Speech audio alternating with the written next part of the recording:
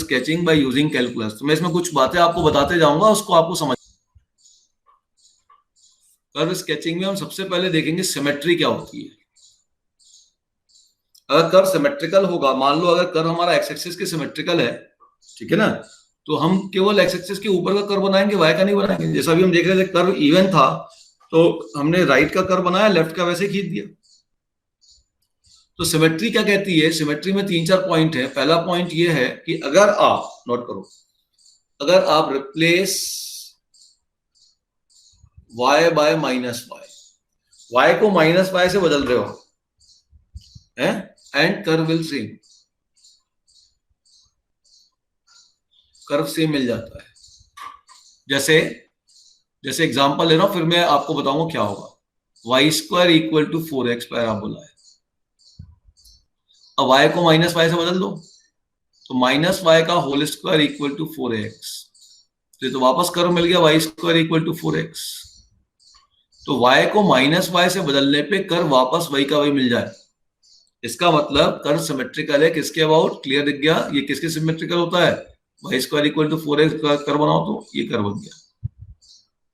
ये सिमेट्रिकल होता है आपके पास एक्स एक्सिस के। तो अगर सिमेट्री मिल रही है तो वो भी देख लो। इसी चीज को देखने का एक और तरीका है कि all power of y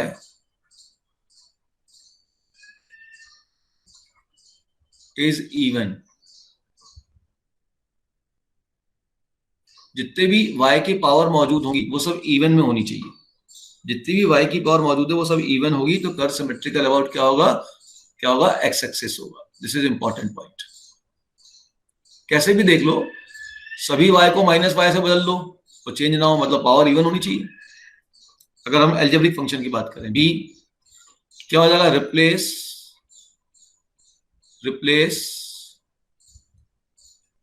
x bye minus x, और कर्व में नो चेंज हो, नो चेंज इन कर्व।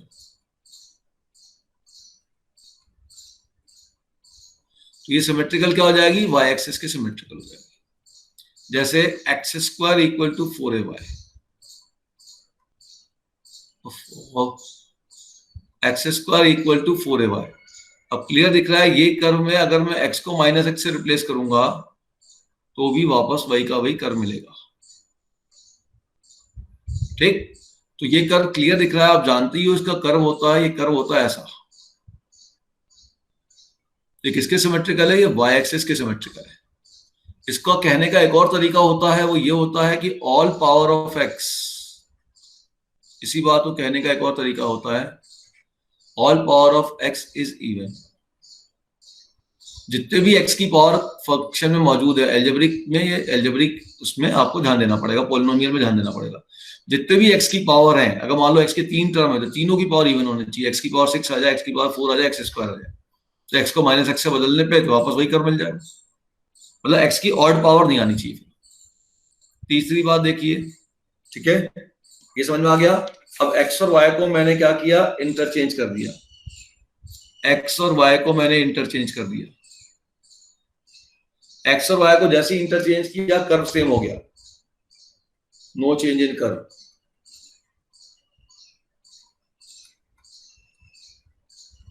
इसका मतलब अब ये सिमेट्रिकल है किसके? y equal to x line के। Symmetrical about y equal to x. जैसे एग्जांपल लिया मैंने रूट एक्स, स्पेशल एग्जांपल ले रहा हूं, plus root y is equal to 1। पहले इजी एग्जांपल लेता हूं, ये भी लूंगा। पहले इजी एग्जांपल लेता हूं। कोई बताएगा सब एग्जांपल किसी को याद आ रहा है?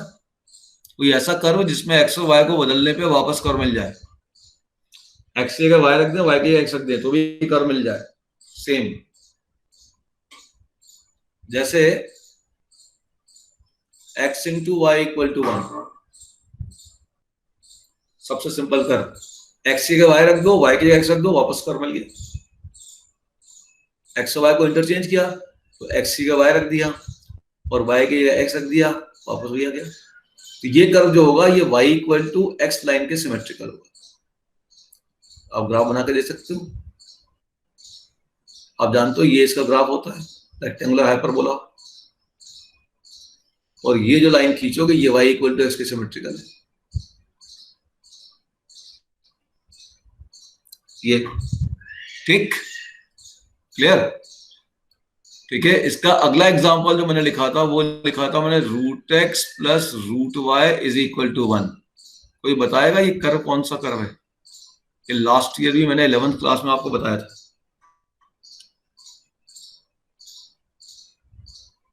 Root x plus root y equal to 1, ये कैसा कर्व है?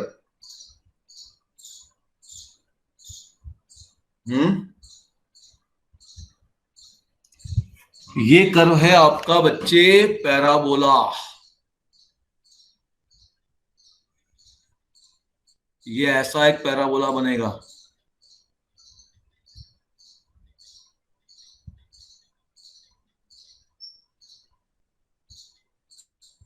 ये पैराबोला बनेगा और ये टच करेगा यहाँ पे x की वैल्यू 1, y की वैल्यू 0 और यहाँ पे 0,1। ये पैराबोला है ये। और ये कर्व भी अगर आप ध्यान देखें तो ये कर्व भी आपका y equal to x line के सिमेट्रिकल है।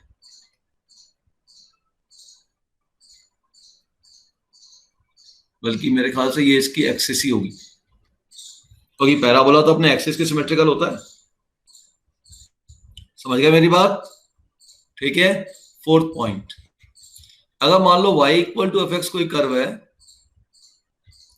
और आपने x को रिप्लेस कर दिया माइनस एक्स से और इसने माइनस एफ एक्स दे दिया, मतलब y equal to f x किसमें बदल गया? माइनस ऑफ एफ एक्स में।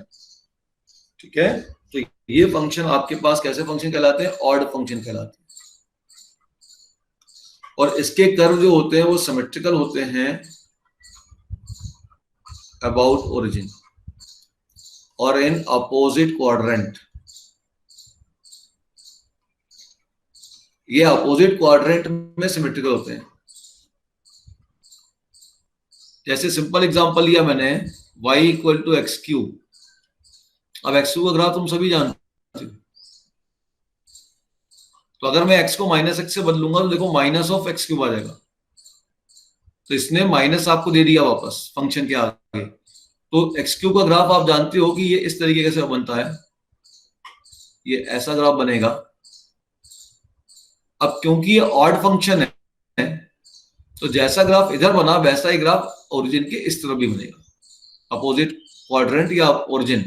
तो ये फर्स्ट क्वाड्रेंट में जैसा ग्राफ है वैसा थर्ड में होगा, तो थर्ड में ग्राफ ऐसा बनेगा। तो ये ग्राफ हो जाएगा y equal to x cube. ऐसे फंक्शन को हम कहते हैं ऑड फंक्शन, जो माइनस वापस दे दें। वो ध्यान रखना, ऑड फंक्शन यदि कंटिन्यूअस होगा और जीरो पे वो जीरो बनता है तो ये ओरिजिन से पास करेगा, लेकिन हर ऑड फंक्शन ओरिजिन से पास करेगा जरूरी नहीं है। इसका बहुत बढ़िया एग्जांपल है कॉसेक इनवर्स एक्स। इसका ग्राफ आप देखिए, ऑड फंक्शन है। ऑड फंक्शन है या नहीं है? देखो ना, अब एफ ऑफ माइनस एक्स निकालो, ये हो गया कॉसेक इनवर्स माइनस एक्स। अब कॉसेक इनवर्स माइनस एक्स तुम सभी जानते हो माइनस कॉसेक इनवर्स एक्स होता है, मतलब माइनस ऑफ एफ एक्स आ गया। इट मींस जो फंक्शन था F x cosec inverse x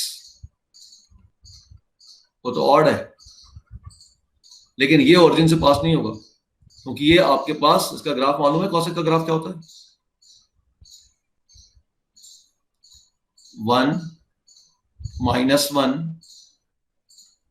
okay चलो, अब मुझे नहीं मालूम तो कोई बात नहीं, परेशान नहीं होना। ये तो मुझे मालूम है कि कॉसेक का ग्राफ -1 से 1 के बीच में नहीं होता, और ये -π/2 और π/2। हाँ बताओ कि 1 पे क्या ग्राफ होगा? 1 पुट करो यहाँ पे, तो कॉसेक इनवर्स 1, कॉसेक की किस एंगल की वैल्यू 1 होती है बताइए? बोलो, कॉसेक के किस एंगल की वैल्यू 1 होती है? कॉसेक इनवर्स 1, तो कॉसेक के किस एंगल की वैल्यू 1 होती है? कॉसेक 0 होता है कि कॉसेक 90 होता है, कॉसेक 45 होता है? तो ये बेटा कॉसेक 90 होगा। ठीक है ना भाई? अगर आपके पास आपने 1 पुट किया, कोई भी कंफ्यूजन हो तो ऐसा सोचो ना, cosec inverse 1 is equal to what? Some angle. So cosec theta equal to 1. So 1 upon sin theta equal to 1. So sin theta equal to 1, theta equal to π/2. मिल गया कि भाई 1 पे पाई बाय 2 होगा। अब जीरो कब होगा देख लेता हूं। कॉसेक जीरो, कॉसेक के किस एंगल की वैल्यू जीरो होगी? तो cosec inverse zero equal to theta, तो cosec theta equal to zero, तो 1 upon sine theta equal to zero, और sine theta equal to 1 upon zero तो पॉसिबल ही नहीं है। इसका मतलब कॉसेक जीरो आपके पास कॉसेक इनवर्स जीरो मिलेगा ही नहीं। ठीक है, अच्छा जीरो पे क्या होगा ये देख लो। कॉसेक जीरो क्या हो जाएगा? कॉसेक जीरो क्या जा रहा है अब? कॉसेक जीरो क्या हो रहा है ध्यान से देखो। 1 अपॉन क्या भाग रहा है? ये इन्फिनिटी की तरफ भाग रहा है, तो ये आपका कर्व जो है ऐसा भाग जाएगा। और यहाँ पे ये कर्व क्या होगा? यहाँ पे ये कर्व ऐसा भाग जाएगा। रेंज तो मालूम है ना, माइनस पाई बाय 2 से पाई बाय 2 के बीच में होता है एक्सेप्ट जीरो। तो ये कॉसेक इनवर्स कर्व का कर्व देखो, ये ऑड फंक्शन है, क्योंकि जैसा कर्व यहाँ वैसा कर्व यहाँ, ऑड फंक्शन है। लेकिन ये आपका जीरो इसमें इंक्लूडेड नहीं है, जीरो से पास नहीं होता, क्योंकि ये फंक्शन जीरो पे डिसकंटिन्यूअस है। क्लियर होगी बात? ठीक है, फिर अगला इसी में कॉन्सेप्ट फिफ्थ वाला देख लो। यहीं पे फिफ्थ कॉन्सेप्ट फटाफट से बता दूं। इवन फंक्शन क्या होता है, ये तो अभी यूज भी किया था। अगर y equal to f x function है और यहां से ये प्रूव कर दे y equal to F of minus x जो है ये वापस एफ एक्स दे देगा, तो ऐसे फंक्शन को आप इवन फंक्शन कहते हो, है ना। जैसे y equal to cos x है, ठीक, एफ एक्स इक्वल टू अगर कॉस एक्स है, अब मैंने कहा एक काम करो, x को माइनस एक्स से बदल दो, कॉस ऑफ माइनस एक्स आ गया, वापस कॉस एक्स हो गया, तो इवन फंक्शन है। और इवन फंक्शन का जो ग्राफ होता है वो सिमेट्रिकल अबाउट वाई एक्सिस होता है।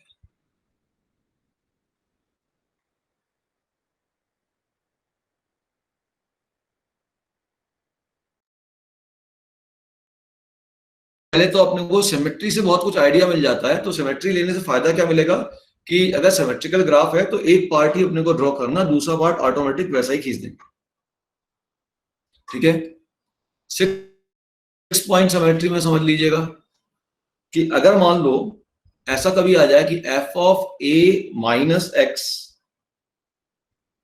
Is equal to F of a plus x, या ऐसा आ जाए, इसी चीज को ऐसा भी ले सकता हूं, f of x is equal to F of 2a minus x. अगर ऐसा आ जाता है मतलब x से जितना राइट में a गया उस पर जो फंक्शन की वैल्यू आई वही x से लेफ्ट में a जाने पे भी फंक्शन की वैल्यू आ रही है, तो इसका मतलब फंक्शन जो होगा एफ एक्स सिमेट्रिकल होगा about x equal to a। Graph कैसा बनेगा देखो,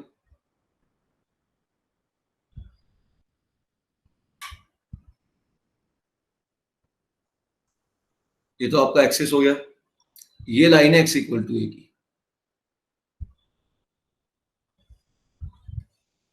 x इक्वल टू राइट में जैसा ग्राफ बना वैसा ही आपका लेफ्ट में भी ग्राफ बनेगा।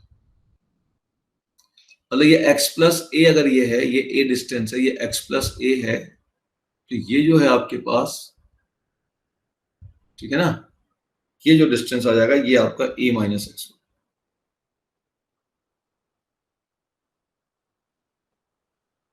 और ये a है और ये x है, ठीक है, तो ये आपके पास हो जाएगा a माइनस एक्स।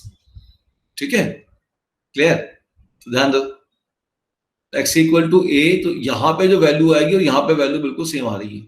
ये कहने का मतलब है ये कि मतलब यहाँ पर इस पॉइंट का कोऑर्डिनेट x प्लस ए कॉमा वाई वन है मान लो,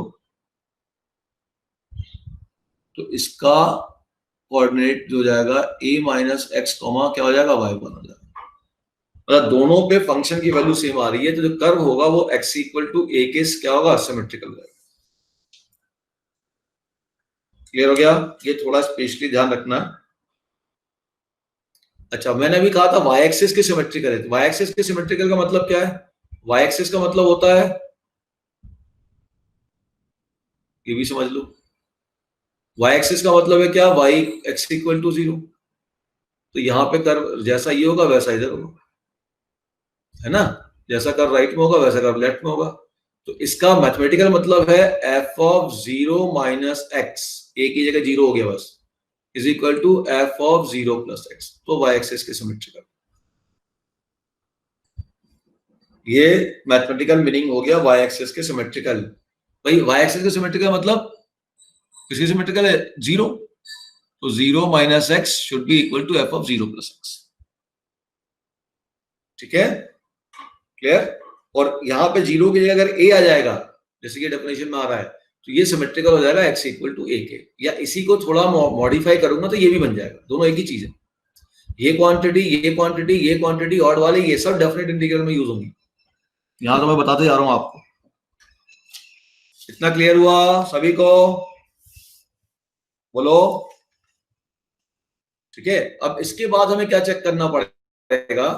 इसके बाद हम क्या करेंगे, उसके रूट्स निकालेंगे। दूसरा स्टेप क्या होगा? सेकेंड पॉइंट तो सिमेट्री हो गया। अब आप उसका रूट निकाल लो, रूट्स निकाल लो, उसका डोमेन निकाल लो, उसका रेंज निकाल लो, बेसिक कहानी जो भी है निकाल लो। बहुत बार तो रूट और डोमेन से ही काम बन जाएगा, हमें आगे जाने की जरूरत ही नहीं पड़ेगी। ठीक है ना? और अगर इससे भी काम नहीं बनेगा, अब इसके बाद हम आएंगे, ये सब निकाल लिया, इससे काम बन गया तो अच्छी बात है, नहीं बना तो हम आएंगे मोनोटोनोसिटी।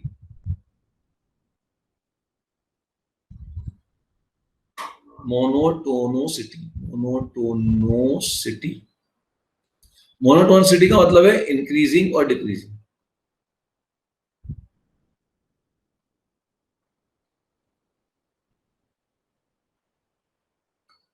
इसका मतलब होता है बेटा इंक्रीजिंग और डिक्रीजिंग, फंक्शन इंक्रीजिंग या डिक्रीजिंग की बात करेंगे। तो इसमें मैं ज्यादा डिटेल में नहीं जा रहा हूं, बस बेसिक चीज बता देता हूं। अगर कोई y equal to f x function है, अगर फंक्शन का डिफरेंशियल एफ डैश एक्स 0 से बड़ा है, जिस भी x की वैल्यू के लिए 0 से बड़ा होगा, ठीक है, उस x की वैल्यू के लिए एफ एक्स को इंक्रीजिंग करेंगे।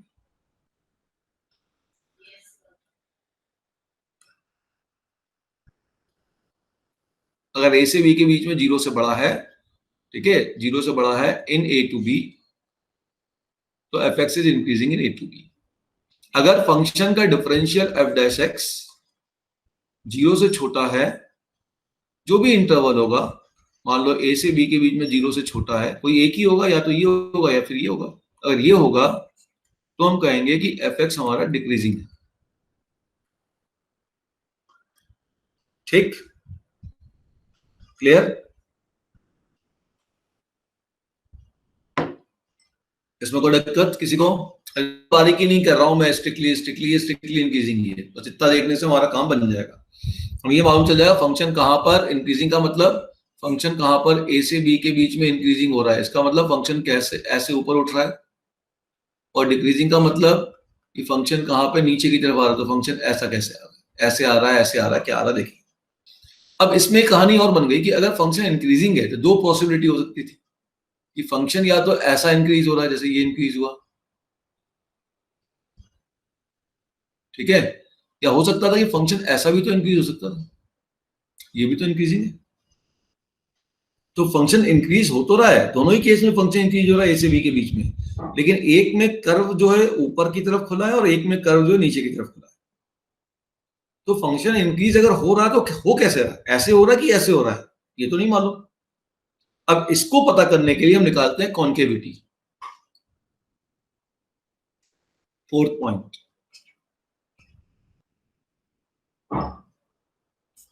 कॉन्केविटी में हम क्या करेंगे, हम इसका डबल डिफरेंशियल निकाल लेंगे। अगर फंक्शन का डबल डिफरेंशियल पॉजिटिव हो जाता है, ठीक है, डबल डिफरेंशियल क्या होगा, पॉजिटिव हो जाएगा इन a टू b, उस इंटरवल a से b के बीच में, तो इसका मतलब फंक्शन जो है कॉन्केव अपवर्ड है।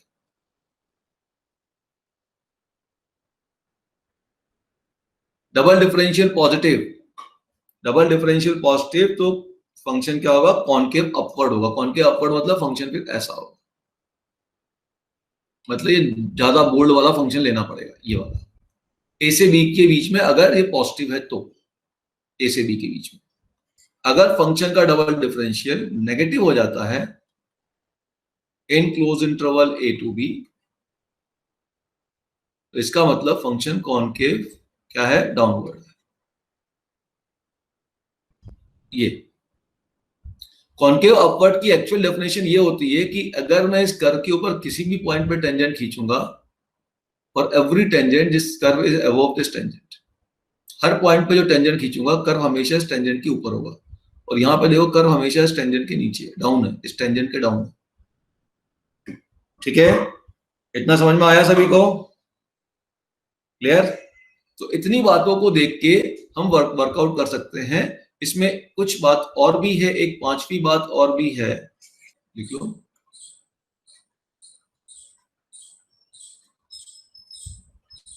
इसको हम अगली क्लास में लेंगे। अब ये क्वेश्चन देख लो, जितना अपन ने पढ़ा इसके ऊपर क्वेश्चन तो पहले देख लें अपन, ठीक है ना? जैसे मैंने क्वेश्चन लिया, नोट करो, मैंने क्वेश्चन लिया, क्यूबिक का ही क्वेश्चन ले लें, सबसे इजी क्वेश्चन, समझ में आ जाएगा। y equal to x cube लिया, मुझे ग्राफ तो मालूम है लेकिन मैं कैलकुलस से बनाना चाहता हूं। तो पहला चीज हमने देखा सिमेट्री। तो सिमेट्री में हमें एक चीज समझ में आ गई कि ये सिमेट्रिकल है अबाउट व्हाट ओरिजिन, है ना? नहीं है? देखो देखो f x equal to x cube है, समझिएगा ध्यान से। अब x को माइनस एक्स से बदलता हूं, तो माइनस एक्स का होल क्यूब, तो minus x cube minus of F x, तो ये सिमेट्रिकल अबाउट ओरिजिन हो गया।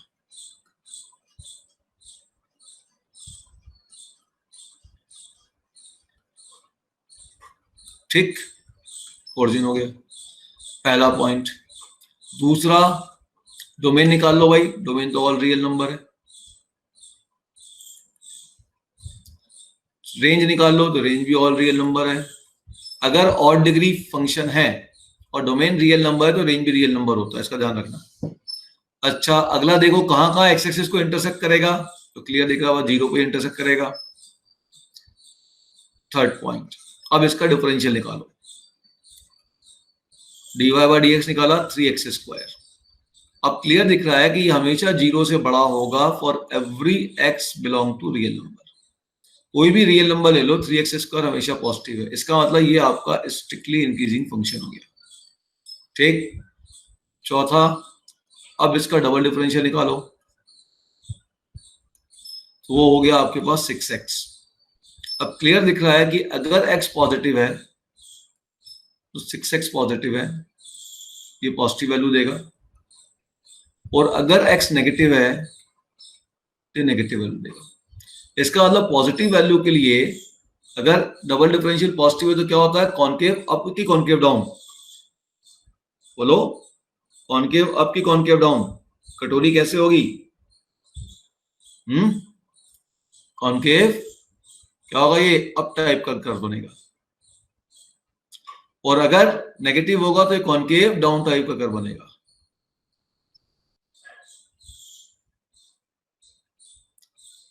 ठीक है, चलिए इन बातों को यूज करके मैं कर्व बनाना चालू करता हूं। हमें एक्स का कर्व मालूम है लेकिन हम इन बातों से बनाना चाहते हैं,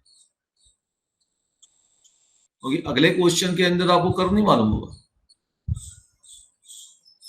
पहली बात, 0 पे 0 हो रहा है, डोमेन रियल नंबर है, तो कर्व पूरा माइनस इन्फिनिटी से इन्फिनिटी की तरफ जाएगा। एक्स की वैल्यू इन्फिनिटी लेने पे इन्फिनिटी का क्यूब, मतलब कर्व इधर कहीं होगा। एक्स की वैल्यू माइनस इन्फिनिटी लेने पे माइनस इन्फिनिटी का क्यूब, माइनस इन्फिनिटी कर्व इधर कहीं से आएगा, इधर से कर्व आएगा, रेड से कर्व बना रहा हूं, इधर कर्व जाएगा, इधर से चलेगा, इधर जाएगा, 0 पे क्रॉस करेगा। ठीक, कर्व इंक्रीजिंग होगा, मतलब हमेशा बढ़ेगा ही बढ़ेगा, ऊपर बढ़ेगा, मतलब एक्स की वैल्यू बढ़ने पे वाई की वैल्यू बढ़ती रहेगी। अब पॉजिटिव वैल्यू के लिए कर्व ऐसा होगा, तो कर्व आपका कॉनकेव ऐसा होगा, पॉजिटिव वैल्यू के लिए कर्व ऐसा आएगा, कॉनकेव होगा, देखिए कॉनकेव हो गया, ऐसा कॉनकेव, कटोरी ऐसी ऊपर। ठीक है, अच्छा, नेगेटिव वैल्यू के लिए कॉनकेव डाउन होगा, तो कर्व ऐसा पास करेगा,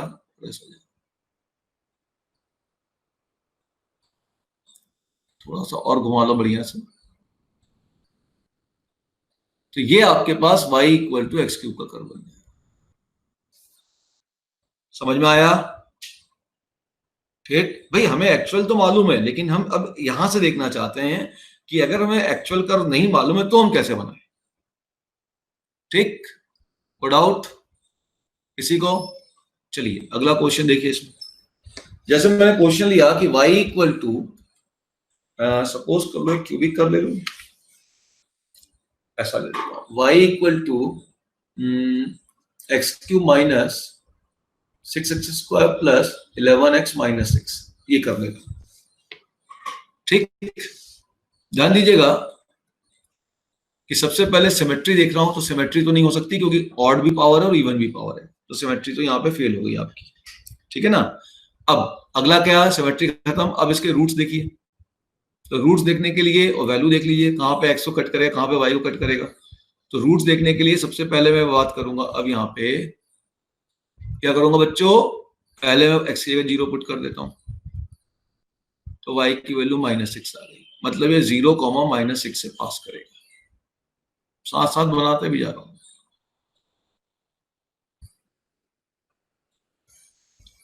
तो x की वैल्यू 0 पे, y की वैल्यू -6 है, तो यहां कहीं से पास करेगा। ठीक, अब मैं y की जगह 0 पुट कर देता हूं। रूट्स तो निकालने पड़ेंगे ना, अगर रूट्स पॉसिबल है तो निकालना चाहिए, उससे बहुत कुछ फायदा मिल जाता है। जैसे ही y की जगह 0 पुट करूंगा तब मेरे को क्या मिलेगा, x³ minus 6x² plus 11x minus 6। इसके अगर मैं फैक्टर निकालूंगा तो इसके फैक्टर बनेंगे 1 2 3, अगर याद हो तो, मुझे तो याद है मैंने लिख दिए। तो इसके फैक्ट रूट्स बनेंगे एक 1, अगला रूट बनेगा 2, अगला रूट बनेगा 3। अब इतने से ही मैं काम कर लूंगा क्योंकि क्यूबिक कर्व है। डोमेन क्या है इसका, इसका डोमेन निकाल लो पहले। डोमेन क्या, ऑल रियल नंबर, और ऑड डिग्री पोलिनोमियल है। ऑड डिग्री पोलिनोमियल का अगर डोमेन रियल नंबर है तो रेंज भी रियल नंबर होगा, इसको याद रख लीजिएगा, बड़ा काम आएगा ये। ऑड डिग्री पोलिनोमियल का यदि डोमेन रियल नंबर तो उसका रेंज भी रियल नंबर होगा। ठीक है, क्लियर, ओके। तो अगर मैं इतने से ही देखूं तो मेरा काम बन गया कि कर्व मेरा यहां से पास करेगा, यहां से पास करेगा, रूट से तो पास करेगा, तो कर्व यहां से यूं जाएगा, रूट से पास करेगा, 1 से पास करेगा। अच्छा, 1 से जाके वापस 2 पे आना है, तो वही 1 से जाएगा, कुछ ऊपर जाएगा, फिर नीचे आ जाएगा। कितना जाएगा ऊपर ये मैं कैलकुलेट नहीं कर रहा, वो भी कर सकता हूँ, लोकल मैक्सिमा की वैल्यू, मिनिमा की वैल्यू। ठीक है, फिर ये 2 पे वापस आएगा, तो क्रॉस करना है इसको, 2 भी तो रूट है, 2 पे क्रॉस करेगा, 2 पे क्रॉस करेगा, वापस 3 पे उसको क्रॉस करना, फिर जाएगा। अच्छा, और इन्फिनिटी पे क्या होगा देख लो, इन्फिनिटी पे इन्फिनिटी का क्यूब, मतलब ये इन्फिनिटी पहुंच जाएगा। और माइनस इन्फिनिटी पे क्या होगा, माइनस इन्फिनिटी का क्यूब, तो मतलब नीचे पहुंच जाएगा ये कर। तो मैंने इसके अंदर बाकी इंक्रीजिंग डिक्रीजिंग लोकल बाकी कहानी जो करी नहीं, बिना उसके भी मेरा काम बन गया क्योंकि रूट्स मिल गए मेरे को, है ना। तो ये रफ कर्व स्केचिंग है। अब बोले से मुझे एग्जैक्ट चाहिए किस पॉइंट पे कितना घुमा, कैसा घुमा, टर्न कैसा हुआ, कहाँ कर्व लेफ्ट की तरफ झुका कि राइट की तरफ झुका, तो भैया इंक्रीजिंग डिक्रीजिंग है, लोकल मैक्सिमम लोकल मिनिमम भी निकाल लो। ठीक है, क्लियर। तो अगर आप इसको और डिफरेंशिएट करोगे तो आगे मामला मिल जाएगा। समझ में आया ये। तो इतने से मैंने, मेरा काम हो गया, मैंने यहीं पे छोड़ दिया, मैं नहीं जा रहा इस क्वेश्चन में। अगला एक और क्वेश्चन लेता हूं जिसमें शायद मुझे जाना पड़ जाए, नोट कर लो। fx equal to x³ minus 6x² plus 9x plus 4। ठीक है, अब ये कर्व क्या कह रहा है, चलिए मुझे अब इसके कुछ मालूम नहीं है, डोमेन रेंज तो लिख ही दूं, डोमेन रियल नंबर है, पोलिनोमियल में डोमेन तो रियल नंबर होगा, और डिग्री पोलिनोमियल तो रेंज भी रियल नंबर हो गया। ठीक, अब इसका डिफरेंशियल निकाल लूं, देख लेना बेटा, थोड़ा जल्दी करना है। डिफरेंशियल निकालता हूं तो क्या, 3x² minus 12x plus 9।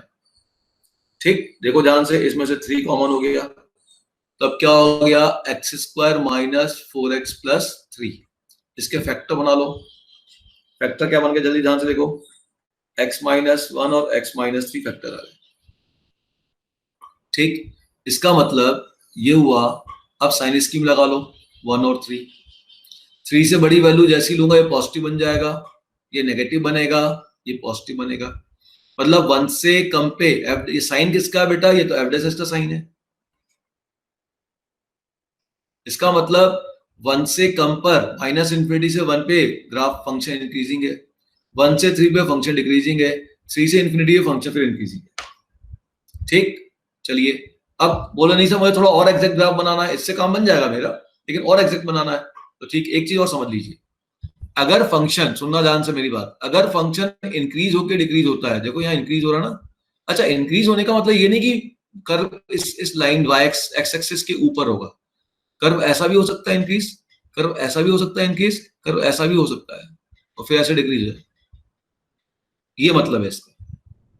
Increase होने का मतलब ये नहीं है कि वैल्यू पॉजिटिव है, इंक्रीज होने का मतलब कर्व ऊपर जा रहा है। अब वो तुम जो है नीचे अगर जमीन के अंदर कोयले की खदान में से कोई ऊपर आ रहा है तो भी इंक्रीज है ना, कोई बेसमेंट से सेकंड फ्लोर पे आ रहा है तो भी इंक्रीज है, कोई सेकंड फ्लोर से टॉप फ्लोर पे जा रहा है, फिफ्थ फ्लोर पे जा रहा है तो भी इंक्रीज है, तीनों केस में इंक्रीज हो रहा होता है। ठीक है, तो इंक्रीज का मतलब ये होता है कि ऐसा हो सकता है या ऐसा हो सकता है, ऐसा हो सकता है, कुछ भी हो सकता है, हमें अभी नहीं मालूम। अच्छा सुनो अब मेरी बात, अगर फंक्शन इंक्रीज होकर डिक्रीज होता है तो जिस पॉइंट पे फंक्शन इंक्रीज होने के बाद डिक्रीज होने के लिए टर्न करता है, कहां पे टर्न कर रहा है, 1 पे, यहां पे लोकल मैक्सिमा मिलेगा। आधी कैलकुलस तो मैं खत्म ही कर रहा हूं, मतलब बेसिक बात बता रहा हूं। फंक्शन अगर डिक्रीज होके इंक्रीज होता है, जैसे ये इंक्रीज हुआ, डिक्रीज हुआ, डिक्रीज होने का फिर इंक्रीज हो रहा है, तो जिस पॉइंट पे ये डिक्रीज होके इंक्रीज होता है, जो टर्निंग पॉइंट है, वहां पे लोकल मिनिमा मिलेगा। समझ गए, लोकल मैक्सिमा मतलब इस पॉइंट पर जो फंक्शन की वैल्यू होगी, जो हाइट होगी, जैसे मान लो यहां पे मैंने ग्राफ लिया, ये इंक्रीज हुआ, डिक्रीज हुआ और फिर ये इंक्रीज हुआ, इस पॉइंट पर इस 1 पे जो हाइट होगी वो अगल बगल की हाइट से ज्यादा होगी, इसकी हाइट अगल बगल की हाइट से ज्यादा होगी, इस हाइट और इस हाइट से ये वाली हाइट ज्यादा होगी, ये कहने का मतलब 1 पे फंक्शन की वैल्यू सबसे ज्यादा होगी आसपास की वैल्यू से, this is the meaning of local maxima. 3 पर फंक्शन की वैल्यू सबसे कम होगी आसपास की वैल्यू से, समझ गए, local maxima local minima, clear, ठीक है, ओके। अच्छा अभी एक चीज और बच गई अपने को डिसाइड करना, और वो बच गई है क्या, कि भाई कॉन्केविटी कॉन्वेक्सिटी, तो चलो इसका डबल डिफरेंशियल निकालते हैं, एफ डबल एस एक्स निकालो, एफ डेस एक्स क्या आया था लिख लो पहले, 3x square minus 12x plus 9, F double x निकालो, जो गया 6x माइनस 12, 6 कॉमन ले लो, x माइनस 2, इसका मतलब x की वैल्यू अगर 2 से बड़ी होगी, ध्यान से देखना, यही आ रहा ना, चेक कर लो बेटा, x की वैल्यू अगर 2 से बड़ी होगी तो डबल डिफरेंशियल पॉजिटिव है, तो कॉनकेव अप, अगर x की वैल्यू 2 से छोटी होगी, 2 से छोटी सॉरी, तो ये वैल्यू नेगेटिव है, मतलब कॉनकेव।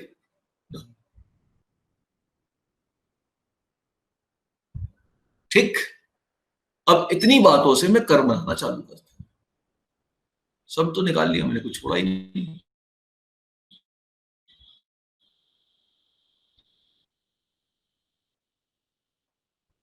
रूट मालूम था, एक्स की वैल्यू इंफिनिटी जब लूंगा तो इंफिनिटी का होल क्यूब सबसे बड़ी पावर, देखो जितना एक्स की वैल्यू ज्यादा होती है, सुनना एक और बात ध्यान से, जितनी एक्स की वैल्यू ज्यादा होती है, ठीक ना, उसमें ये बड़ी पावर ही उस कर्व को डोमिनेट करता है। मेरे और भी तरीके इसमें कर्व को ट्रेस करने के, डोमिनेटिंग वेरिएबल का भी तरीका है, वो ये है, एक्स की वैल्यू जितनी ज्यादा होगी कर्व एक्स क्यूब के आसपास जाएगा, एक्स क्यूब का कर्व इधर से आता तो कर्व ऐसे जाएगा, ठीक है, माइनस इंफिनिटी पे कर्व कहां से जाएगा, कर्व इधर कहीं से आएगा। ठीक, चलिए अब 1 और 3, 1 और 3 मार्क कर लो, 1 और 3, 1 से पहले क्या करेगा, कर्व इंक्रीज करेगा, थोड़ी वैल्यू भी निकाल ले, 0 पे वैल्यू क्या आएगी, तो 0 पे कर्व की वैल्यू आ रही है 4, तो 0 पे तो 4 हो गई, ठीक, 0 पे कर्व की वैल्यू है 4 मान लो, तो ये आप कर्व आपका कहां से आ रहा है, ध्यान से देखो, 2 सेकंड बेटा बस, कर्व खत्म, यहां से आया, ये ऊपर आ रहा है, 4 पे क्रॉस कर रहा है, 1 पे अगर आप चाहो तो वैल्यू निकाल के देख सकते हो कि मैक्सिमम वैल्यू है तो 4 से तो ज्यादा ही आएगी, निकाल के देख लो चाहो तो, कर्व ऊपर जाएगा। अच्छा ध्यान देना कि 2 से कम तक ये कॉनकेव क्या है, डाउन है, 2 से कम तक कॉनकेव डाउन है, ध्यान रखना, तो यहाँ 2 तक ये कॉनकेव डाउन है, ये 2 आया पिक्चर में, ये 2 तक कर्व कॉनकेव डाउन है, ये यहां के बाद 2 के बाद कर्व जो है डाउन होने की बजाय अप होना चालू हो जाए,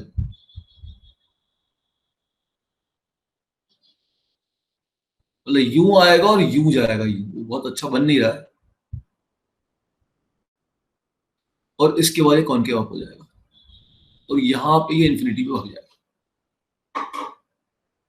और ये जो पॉइंट होगा 2 कॉमा जो भी इसका वाई कोऑर्डिनेट निकाल लो, जहां पे कॉनकेव डाउन से कॉनकेव अप हुआ, सुन लो मेरी बात, यहां तक ये कॉनकेव डाउन है, ध्यान रखो कॉनकेव डाउन चल रहा है, तो इसके बाद देखो कॉनकेव अप चल रहा है, चल रहा है नहीं चल रहा, दिख रहा है ये कॉनकेव अप हो रहा है, कर्व ऊपर मुड़ रहा है।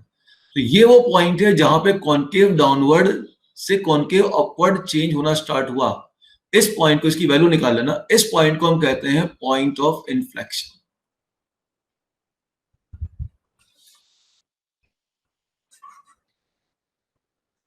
क्यूबिक कर्व में भी ये था अपने पास, देखिए क्यूबिक कर्व में भी ये कर्व पॉइंट था, बस बता दूंगा खत्म करूं।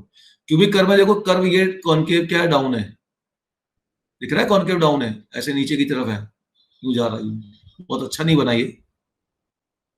और इसके बाद ये देखो ये कॉनकेव अप है, ये कॉनकेव अप बहुत अच्छा बन गया है, ठीक है। कॉनकेव डाउन बहुत अच्छा नहीं बना, क्यों नहीं बना, बनाते फटाक से। कॉनकेव डाउन जो है वो आपका ये है,